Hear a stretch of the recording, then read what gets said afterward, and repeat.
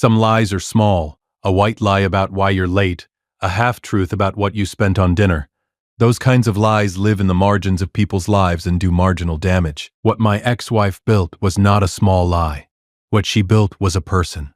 A complete, functioning, walking around human being who had my name and my face and a life she invented from scratch at her kitchen table. And she gave that person to my children as a substitute for the one she took away. My name is Thomas Reed, 56 years old, history teacher at Patrick Henry High School in Richmond, Virginia, for 28 years. I live in the Churchill neighborhood on the east side of the city, in a narrow 3-story row house on North 28th Street with a small porch that faces the street and a kitchen that faces a walled garden that hasn't been properly tended since my marriage ended. I have been divorced for 5 years. I have 3 children. I have written each of them a letter every single Sunday morning for 5 years. 260 letters total, 150, 2 of which are in my filing cabinet downstairs organized by date, and 108 of which exist only as the copies I kept because the originals were apparently not worth opening. I did not know for 5 years why my children wouldn't speak to me. I had theories. My ex-wife Sandra had said things about me during the divorce, things I knew weren't true and couldn't prove weren't true. The specific variety of accusation that floats in the air of a family court proceeding and poisons everything it touches without ever being formally charged or proven. I thought maybe the kids believed those things. Thought maybe they needed time. Thought maybe the distance would close on its own if I just kept showing up. At school events where I was turned away at the door. At birthday parties where my calls went to voicemail. At graduations and recitals and Ordinary Friday where I tried every avenue available to me and found each one blocked with the specific, seamless efficiency of a woman who had been planning this for a very long time. What I did not know, what I could not have imagined because I am not built for that variety of cruelty, was that Sandra hadn't just told my children I was gone. She had told them where I went. She told them I had remarried, a woman named Diane, she said, with 2 children of her own from a previous relationship. Told them I had moved to Phoenix. Told them I had a new family now, a real family, one I had apparently preferred to them. Told them I never asked about them, never missed them. Had signed the divorce papers with the specific relief of a man who was glad to be free. She showed them a Facebook profile. A profile with my name. A photograph she had found somewhere that looked enough like me. A sparse timeline of posts about Phoenix sunsets and the new woman's children's soccer games, and a life that had no room in it for 3 kids in Richmond, Virginia, who were apparently easy to leave. My daughter Claire was 14 when her mother showed her that profile. She believed it for 5 years, and I had no idea it existed. Let me tell you about Sunday mornings, because that is where this story lives. At a kitchen table on North 28th Street at 7:15 in the morning, with a cup of coffee and a legal pad, and the specific discipline of a man who has decided that showing up is the only thing left available to him. I started writing the letters the week after the final divorce decree. My own father had written me letters once, through a difficult stretch when I was 16, and he was working in another city for almost a year. 22 letters. I kept all of them. They are in a box in the same attic where I now keep my own children's letters. The copies, the ones Sandra never let them receive. My father wrote me because he wanted me to know he was still thinking about me, even when I couldn't see him. I understood that logic the way a child understands it, which is incompletely, and then the way an adult understands it, which is too late to properly thank someone who deserved to be thanked properly. So I wrote, every Sunday, to Claire, then 19, to Marcus, then 17, to Lily, then 15. I wrote about what I'd done that week, books I was reading. I was working through Shelby Foote's Civil War trilogy that first year, which is the kind of reading that a history teacher finds either fortifying or unbearable during a painful period, and I found it both. I wrote about walks I'd taken along the James River, about the parent-teacher conferences I still ran, about my students, about small things and large things and ordinary things that I thought they might someday want to know had existed.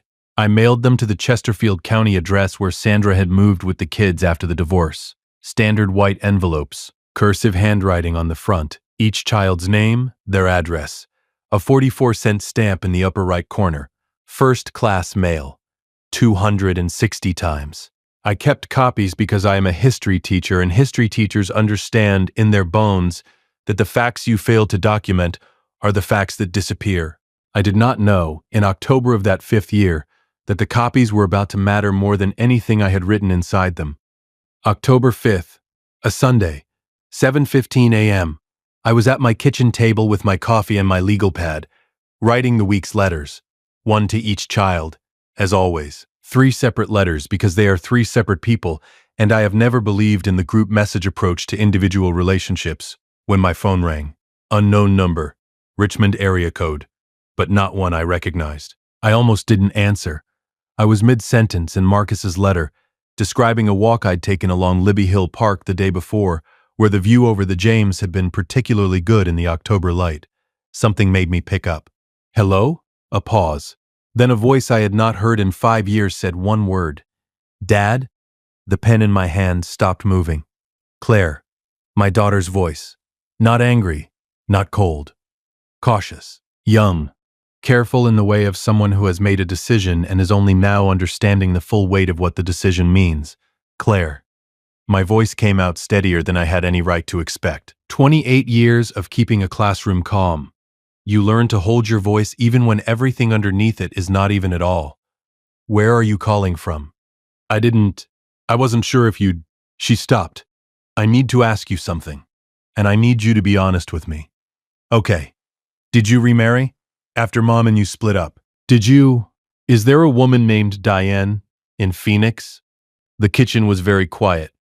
I looked at the legal pad in front of me, at Marcus's half-finished letter, at the window facing the garden that needed tending.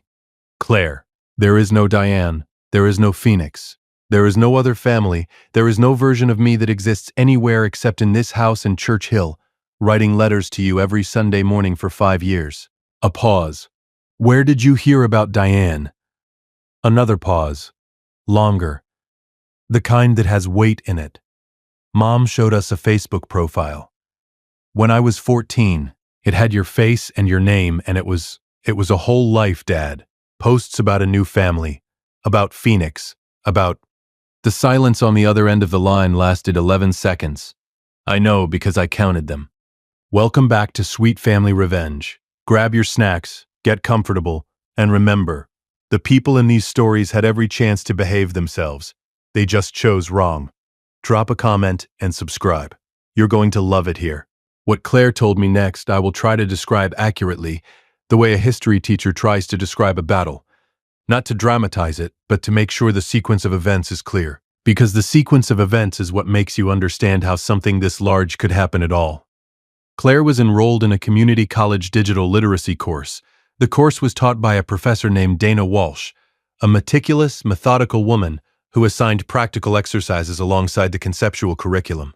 The previous Thursday, Professor Walsh had distributed 3 social media profiles as an in-class exercise. The assignment: verify whether each profile was authentic using publicly available tools and metadata analysis. The profiles were randomized among the class. Claire had been assigned what she later described as an obvious one, a profile so sparse and inconsistently maintained that she expected to verify it as fake within 20 minutes and move on. She was correct that it would take 20 minutes. She was wrong that she would be moving on. The profile used a photograph. The photograph had metadata. The metadata traced to a stock photography library. She had been looking at a stock photograph for 5 years, believing it was her father's face. I want to be careful here. I want to tell you exactly what Claire told me she felt in that moment, because it matters. She didn't tell me she felt rage. She didn't tell me she felt vindication. She told me that for approximately 30 seconds she felt nothing at all. A complete, clean blankness. The specific response of a brain that has been handed information it does not yet have a category for. And then she typed my actual name into a search engine for the first time in 5 years. She found my real profile. Years of posts. Posts about missing my children. A pinned post from the first Christmas after the divorce that read, "To my children, wherever you are when you read this, I am still here. I have always been here." She read that post sitting in a community college computer lab at 9:40 in the morning on a Thursday in October. She called me Sunday. I sat at my kitchen table in Church Hill and looked at the window and thought about 5 years of Sunday mornings spent writing letters to children who had been shown a photograph of a stranger and told it was their father. And I felt something I had not allowed myself to feel in 5 years, because allowing it would have made the Sunday mornings impossible. I felt the full weight of it. It took me approximately 45 seconds to put the weight back down. Then I told Claire, "Can you come over?" She said, "I'm already in the car." My daughter sat at my kitchen table for the first time in 5 years, and I put a cup of coffee in front of her and sat across from her, and we looked at each other for a moment with the specific, careful attention of two people recalibrating who the other person has become. Claire at 19 looked like her mother around the eyes and like me around the jaw. She had a college student's particular combination of tiredness and alertness. The face of someone who hasn't slept enough in months but is always fully present when something matters. She wrapped both hands around the coffee mug. I recognized the gesture. "I do the same thing. Tell me everything," she said. "From the beginning. All of it." So I did. I told her about the Sunday mornings. About the letters. All of them. 260 every Sunday for 5 years without exception. Including the Sundays when I was sick. Including the Sundays after I attended school events where I had been told at the door that I was not welcome. Including the Sunday after the second Christmas, when I sat at this same table and nearly didn't write, and then wrote anyway because stopping felt like the kind of surrender I had decided at the beginning I was not going to make. I told her about the copies. She asked why I kept copies. I said because I am a history teacher, and you document what matters. I took her to the filing cabinet in the study. I opened the second drawer. She looked at the hanging folders, organized by year, labeled in my handwriting, color-coded by child. Her name in blue, Marcus in green, Lily in red. 5 years of Sunday mornings in a steel cabinet in a study in Church Hill. She didn't speak for a long time. Then, she kept them. "There's a box in the storage room off the garage." She told us it was old bills and tax papers. I never went in there, but Marcus mentioned it once, a couple years ago, said he'd seen. I thought he was confused. "I think they're in there." I thought about that for a moment. Not about the anger it should have produced. I had 5 years of practice at filing anger in places where it couldn't interfere with the Sunday mornings. I thought, instead, about what it means to keep the letters. You don't keep evidence of a lie unless some part of you believes the evidence might be needed someday. Sandra kept 260 letters in a box in her garage. She didn't destroy them, she kept them. I had been trying for 5 years to understand what kind of person does what she did. That detail told me something I hadn't known before. It was the kind of person who wasn't entirely sure. "Claire," I said, "don't go get them yet. There are some things I need to do first." She looked at me. "What things?" "Careful things. The kind of things that matter more if they're done in the right order." She studied me for a moment, the look of a daughter seeing her father more clearly than she expected to. "You're not angry." "I am angry. I've just had 5 years of practice at knowing when to use it." I called Bob Finch that afternoon. Bob has been doing family and estate law in Richmond for 21 years. He handled the original divorce proceedings and he understood immediately the significance of what I was describing. A fabricated social media profile using your photograph and identity to represent you to your own children as having abandoned them, Bob said slowly, in the voice he uses when he is writing something down as he speaks. For 5 years. For 5 years. And the letters, you have copies of all 260, filed by date, and the originals are potentially still at the marital residence, in a box in the garage, unopened. Bob was quiet for 3 seconds. "Thomas, do not go to that house. Do not contact Sandra. Do not contact Carol." A pause. "Who else knows about this currently? I need 48 hours to research the digital identity fraud angle and determine the strongest filing posture. Don't touch anything. Don't say anything." I thanked him, hung up, went back to the kitchen and wrote the week's letters. Some habits are load-bearing. If you've been listening for a while and want stories like this to keep coming, it really helps if you hit that like button and subscribe. 97% of people never do, but it's what keeps this whole thing running. So thank you, for real. The following Monday, Claire called Marcus. I had asked her to wait, to give Bob his 48 hours. She waited 32, and then called her brother because she is 19 years old and had been carrying this for 4 days, and her brother deserved to know. I don't hold this against her. I would have done the same thing. Marcus is 17. He processes information the way I do, quickly, and then loudly, and then quietly and permanently. Claire told me afterward that he was furious for approximately 10 minutes and then became very still and very focused, which she said was unsettling in the specific way of watching someone you know as a loud person make the decision to become a quiet one. Tell me exactly what you found, Marcus said. Every detail. She told him. The stock photo metadata, the real profile, the pinned post, the letters in the filing cabinet at Dad's house. All of it. After she finished, Marcus said, Grandma Carol knew. Claire stopped. What? 2 years ago. Maybe 3. She said something. I thought I heard wrong. We were in the kitchen and Mom was on the phone in the other room, and Grandma said, and I remember this because it didn't make sense to me. He never stopped trying, you know. I asked her what she meant and she got this look on her face. This specific look, like she'd said something she didn't mean to say, and she changed the subject. I forgot about it. I shouldn't have forgotten about it. A pause. She knew. Carol Briggs, Sandra's mother, a 68-year-old woman from Mechanicsville who made peach cobbler every August and drove the kids to soccer practice, and had been, in my memory of her from the marriage, a decent and fundamentally kind person who I had always believed loved her grandchildren more than she loved any particular version of the family narrative. I had believed that for 8 years of marriage and 5 years of silence. Turns out, I was right. It just took a while to matter. Claire called her grandmother Friday evening. She called from her own phone. In Virginia, a person can legally record a phone call they are a party to without informing the other party. Claire knew this because she had looked it up Monday night in the same methodical, precise way she had traced a stock photograph's metadata in a community college computer lab. She is, and I say this with the specific pride of a father who spent 5 years writing letters to a person he wasn't sure could hear them, her father's daughter, in every way that matters. The call lasted 47 minutes. I listened to the recording the following morning, sitting at my kitchen table with my coffee.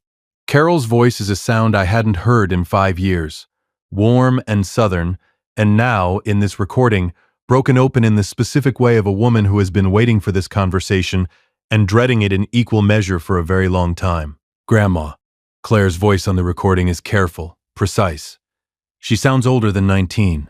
I need to ask you something, and I need you to tell me the truth. Okay, honey. Carol's voice already had something in it, a carefulness that sounded like someone who knows where a conversation is going before it arrives. Did you know about the Facebook profile?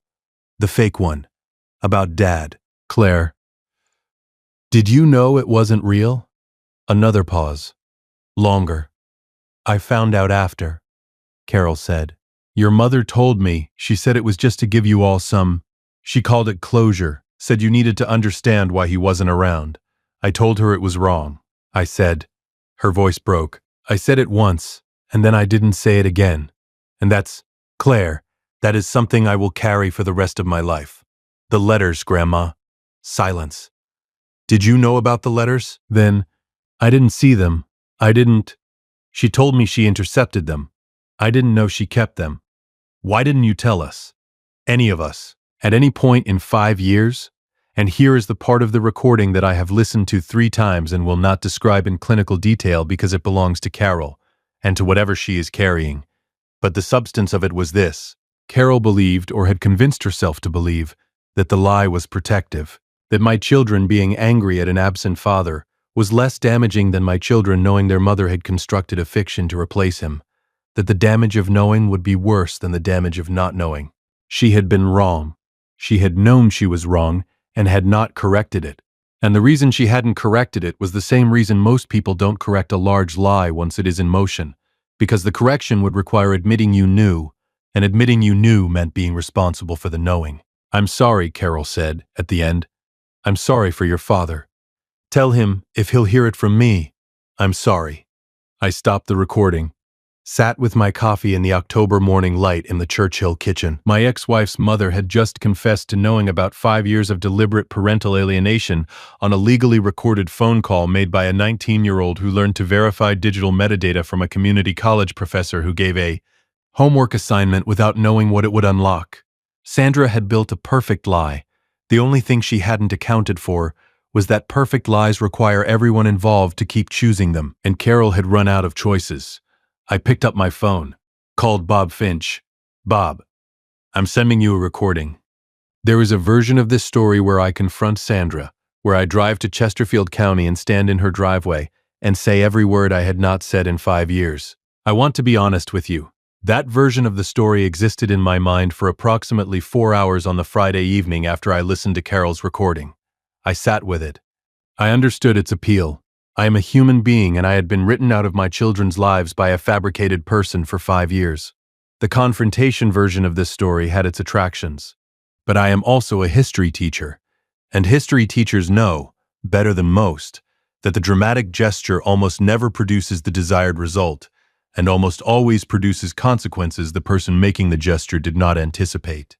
I thought about what I wanted, not what I wanted to say, what I wanted to have. At the end of all of this, I wanted my children. That was the entire list.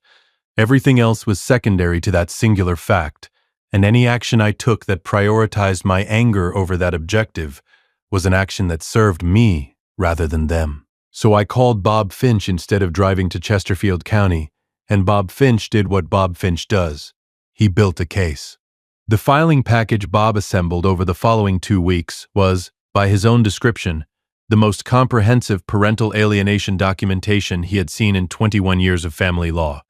It contained my 260-letter copies organized chronologically and authenticated, the original 260 letters retrieved from Sandra's garage storage room pursuant to a court order Bob obtained in 6 days, the fake Facebook profile, with full metadata analysis conducted by a digital forensics firm Bob contracted, demonstrating conclusively that the profile photograph was a stock image purchased from a commercial library, that the account had been created 11 days after the divorce was finalized, and that the account's activity had been maintained through at least 18 months of regular posting before going dormant, and the 47-minute recorded call between Claire and Carol Briggs, transcribed and authenticated.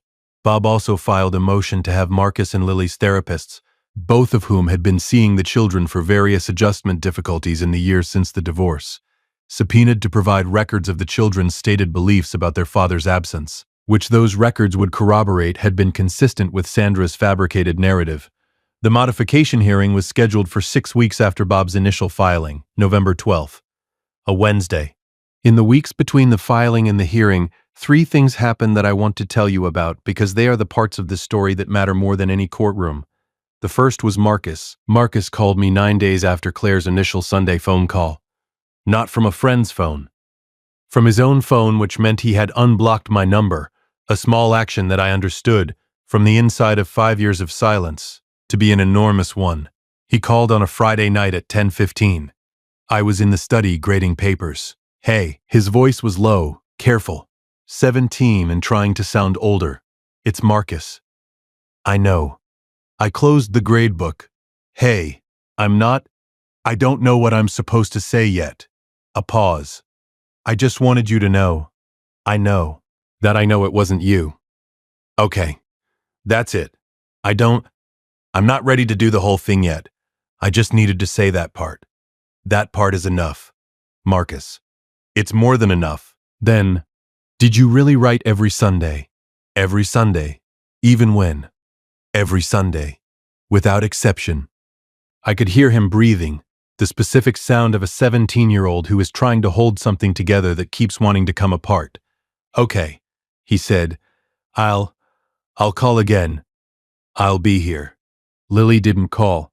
Lily appeared. If you've made it this far, do us one quick favor. Subscribe. A lot of people watch without ever doing it, but it costs you nothing and means everything to us. Thank you, genuinely. On the Thursday before the hearing, November 9th, a cold, gray Richmond morning, I heard a knock at the front door of the North 28th Street house at 8:15 a.m. I was already dressed for school. I opened the door and my 15-year-old daughter was standing on my porch with a backpack on her shoulder and the expression of a person who has made a very large decision and is trying not to look like they need to be talked out of it. Can I come in? Lily said. She was 15 when I last saw her. She was 15 now. But the 15 she was now was 5 years larger than the 15 I remembered, and those 5 years were visible in her face in the way that time always shows in people's faces when you have missed the slow accumulation of it. I stepped back. Yeah, I said. Come in. She came in, sat at the kitchen table, the same table where the letters were written, where the coffee was made, where the Sunday mornings had lived for 5 years. She put her backpack on the floor. She looked at the kitchen like a person cataloging something. "You have a lot of books," she said. "Occupational hazard. Claire said you were writing letters. She said you kept copies. In the filing cabinet in the study. Can I see them?" "Open the second drawer." She looked at the hanging folders. Her name in red. She reached out and touched the edge of the most recent folder, the one from this year. She didn't open it. Then she turned around and looked at me with the specific, steady look of her mother's eyes and my jaw, and said, "I'm really angry." "You should be. Not at you." "I know. I don't know how to do this. I don't know how you're supposed to." Her voice caught on something. She held on to it. "I missed 5 years. So did I." She nodded, very slowly, like a person who was making the deliberate decision to receive something they have been keeping at a distance. She looked at the filing cabinet for a long moment. "Can I read some of them?" "You can read all of them. They were always yours." The third thing that happened before the hearing was Carol. Carol called me directly.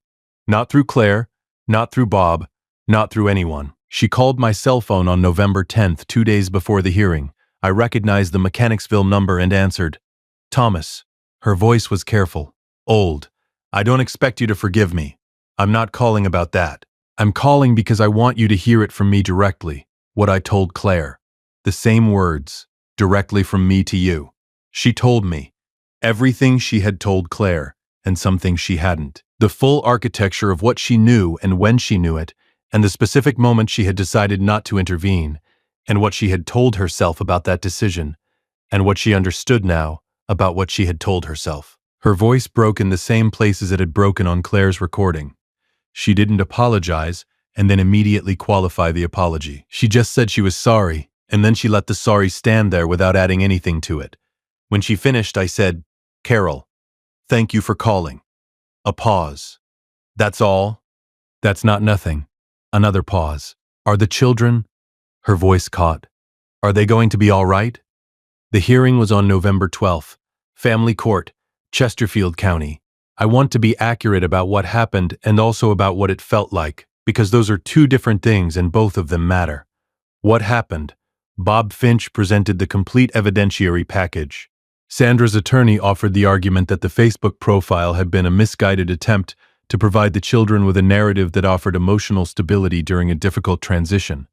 The judge, a methodical woman named the Honorable Patricia Reeves, reviewed the complete exhibit package over 2 sessions spanning 4 hours. She reviewed the metadata analysis. She reviewed the letter copies. She reviewed the originals retrieved from the garage, still bundled in their rubber bands, still in their original envelopes, in the specific state of letters that were never meant to be found. Judge Reeves found Sandra in contempt of the original custody order's communication provisions. She found a documented pattern of deliberate parental alienation constituting emotional manipulation of the minor children. She awarded modification of the custody order to reflect the finding. Marcus and Lily, still minors, were ordered into family therapy with a court-appointed counselor specializing in parental alienation recovery. Sandra's primary custody of both minor children was restructured to 50-50, effective immediately. She ordered Sandra to pay my attorney's fees, every dollar. What it felt like, quieter than I expected. Justice, when it arrives after 5 years of Sunday mornings, does not arrive with a thunderclap. It arrives the way November light arrives in Richmond, low and pale and steady, coming through the courtroom windows without announcing itself. I walked out of that courtroom with Bob Finch beside me. He shook my hand, said, "You were patient." "I was a history teacher," I said. "We wait for the evidence." He almost smiled at that. I did not pursue action against Carol. Bob asked me once if I wanted to, and I told him no. That Carol had broken when it mattered, and that Marcus and Lily needed at least one grandparent in their lives who still knew how to tell the truth, and that the damage of losing her would compound an already complicated family situation in ways that served nobody, least of all my children. Bob recorded my decision and moved on. Carol has not contacted Sandra since the hearing. I don't know what that relationship looks like now. It is not my business to know. Sandra has complied with the modified custody order. She has not spoken to me directly. She communicates through attorneys and scheduling apps, and the specific, efficient silence of someone who understands that the alternative to compliance is a second hearing that would go worse than the first. I do not spend time thinking about Sandra. On the Sunday 4 days after the hearing, November 16th, a cold, bright Richmond morning, I was at my kitchen table at 7:15 a.m. with my coffee and my legal pad. The Sunday morning ritual. 5 years of it, so deeply grooved into the week that the table at that hour had a quality of necessity. I was supposed to be there, the way the house was supposed to have walls. My phone rang at 7:40. Claire's number. I answered. "How are you?" she said. "Good. Good morning." I looked at the legal pad in front of me, at the pen in my hand. For the first time in 5 years, I had sat down at the table on Sunday morning and not known what to write.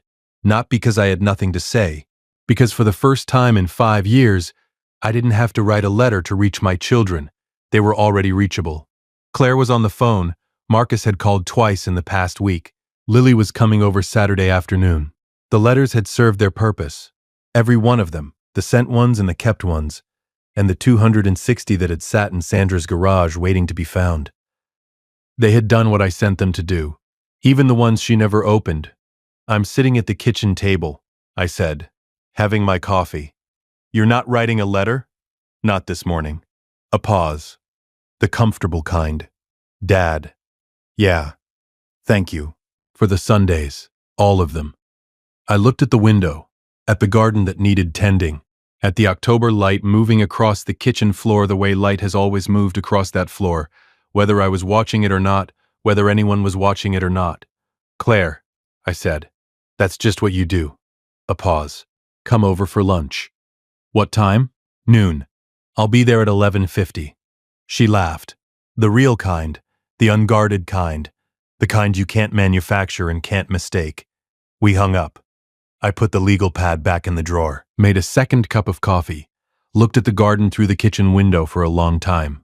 Sandra had built a whole lie and given it to my children as a replacement for their father. She had built it carefully and maintained it for 5 years and believed, perhaps, that a lie that complete was a lie that would hold. What she forgot, what people who build lies always forget, is that the truth doesn't need anyone's help. It doesn't need an attorney, or a custody modification, or a confrontation in a driveway. It just needs someone to look closely enough. In this case, it needed a 19-year-old girl with a homework assignment and the specific patient precision of her father's mind. Claire found the truth. The truth came home. And on a Sunday morning in November, for the first time in 5 years, I sat at my kitchen table in Church Hill without a letter to write. The silence was the best sound I'd heard in years.